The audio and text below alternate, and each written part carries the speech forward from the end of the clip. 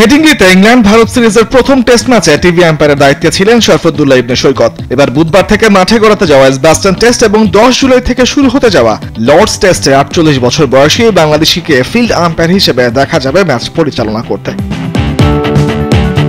গেল বছর মেলবোর্নে ক্রিকেট গ্রাউন্ডে সবশেষ বক্সিং ডে টেস্টে শরফুদ্দুল্লাহ ছিলেন টিভি আম্পায়ার। স্নিকোমিটার প্রযুক্তি যেটা করতে পারেননি সেটাই করে দেখিয়েছিলেন আইসিসির এই এলিট প্যানেলের আম্পায়ার। এরপর সিডনি টেস্টে ঠিক যেভাবে সামনেছেন বুমরা কনস্টাসের কথার লড়াই, ঠিক সেভাবেই ওয়াশিংটন সুন্দরের আউটকে ঘিরে স্নিকোমিটার প্রযুক্তির নির্ভরতা নিয়ে আবারও প্রশ্ন উঠে তার সিদ্ধান্তে।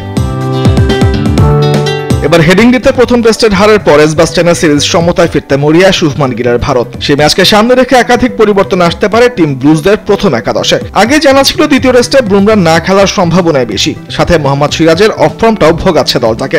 সেক্ষেত্রে একাদশে জায়গা হতে পারে কখনো টেস্ট ম্যাচ না খেলা আশদীপ সিংহের। তবে সবচেয়ে বেশি সম্ভাবনা বাংলার পেসার আকাশদীপের। অনুশীলনে সুইংয়ে নিজেকে আবারও প্রমাণ করে চলেছেন এই পেসার।